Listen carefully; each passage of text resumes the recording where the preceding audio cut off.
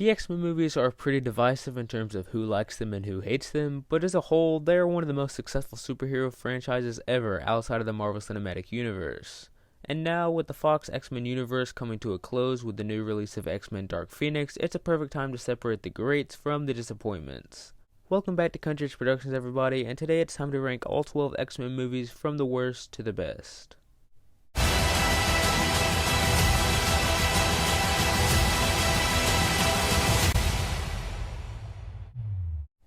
Now, the first movie is one that I haven't yet seen, Deadpool. Frankly, it's not something I really want to see anytime soon either. Ryan Reynolds is hilarious, but it looks like he essentially just tries to be as vulgar and disgusting as possible, and that just isn't something I really want to see. If it was just a little more tame with its R rating, then I might check it out, but for now, this will stay in the unseen category. Coming in number 11 is X-Men Origins Wolverine.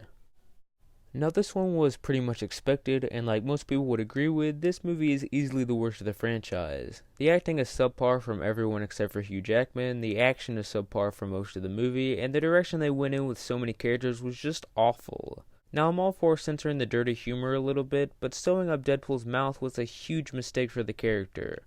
Also, at the end of the movie came perhaps the worst CGI moment in superhero movie history. All in all, X-Men Origins is just a non-compelling, sloppily made disappointment whose only enjoyable aspect is just how poorly made it is.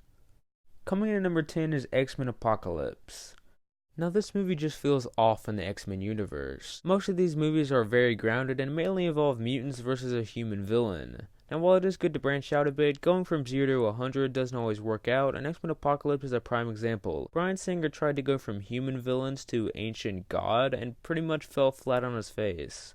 The acting is mostly good, and they put together a talented cast of actors, including members of the prior prequel films and new roles from Ty Sheridan and Oscar Isaac. The plot is just pretty meh in the end though, and Apocalypse is just not a good villain at all.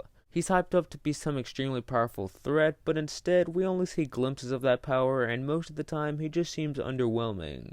Overall, this isn't an inherently bad film, but it certainly isn't very good and shrinks compared to a lot of the other X-Men films. At number 9 is the new movie X-Men Dark Phoenix. So yeah, this was not great.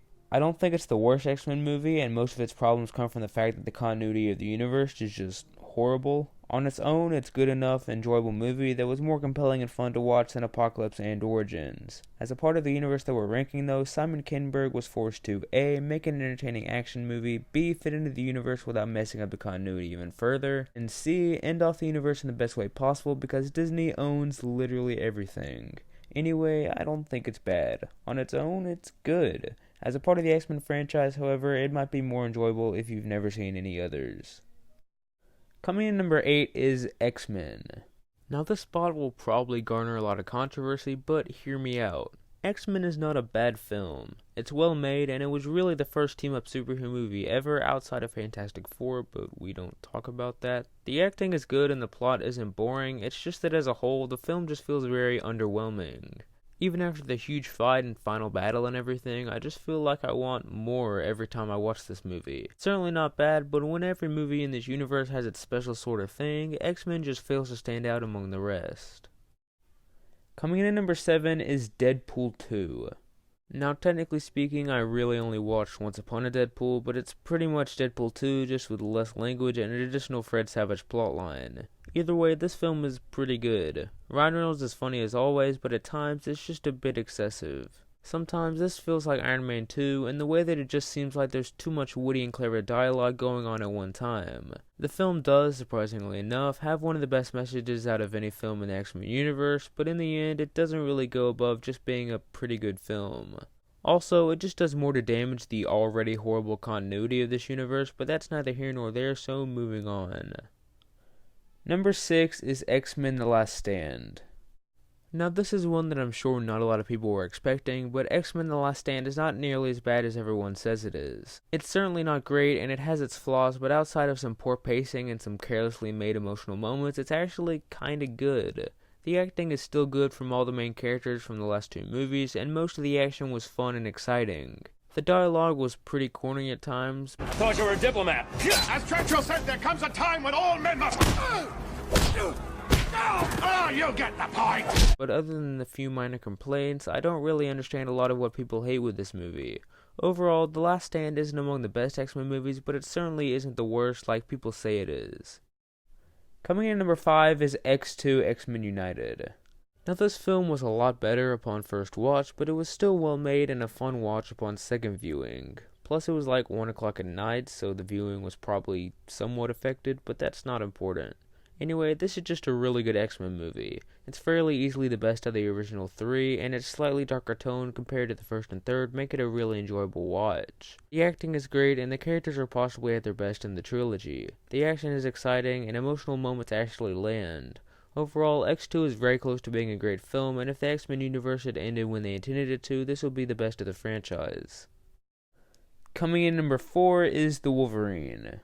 Now this was actually the first X-Men movie I ever watched, so it kinda has a special place in my heart. But it's also just a really good movie in general. It's a ton of fun, well acted, and other than the third act where everything kind of goes off the rail bonkers, it's one of the better made X-Men films. It's not the best, but for a grounded Wolverine solo movie, it does its job and is probably one of the first films I would choose in an X-Men rewatch.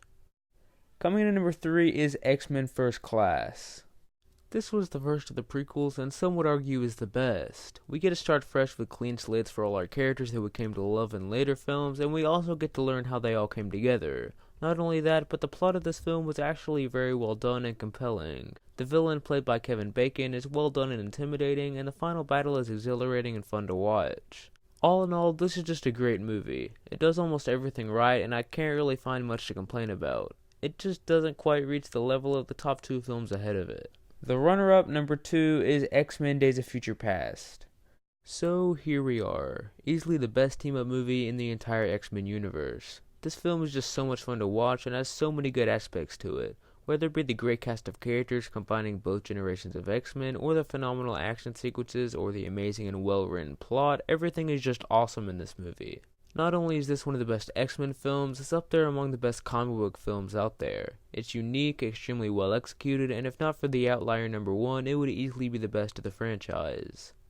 And coming in at number 1 is Logan.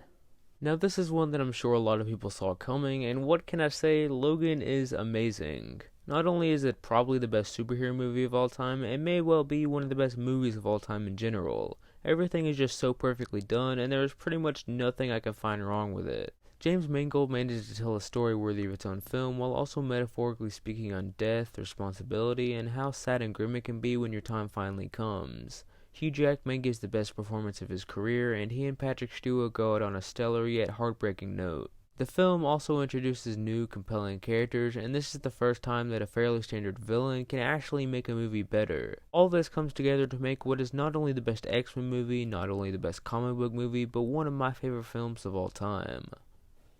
Before I end the video though, here is Caleb's list. He only missed out on 1 or 2 movies, but otherwise got pretty close to watching every single one of them. Anyway, if you want to see more awesome movie content like this, then subscribe, and if you want to see our other ranking videos, click the playlist on the left. Also, make sure to comment down below what you thought of X-Men Dark Phoenix and where it falls into your X-Men ranking. Thanks so much for watching. Always remember key guide number 1. Have a great day, and I'll see you next time.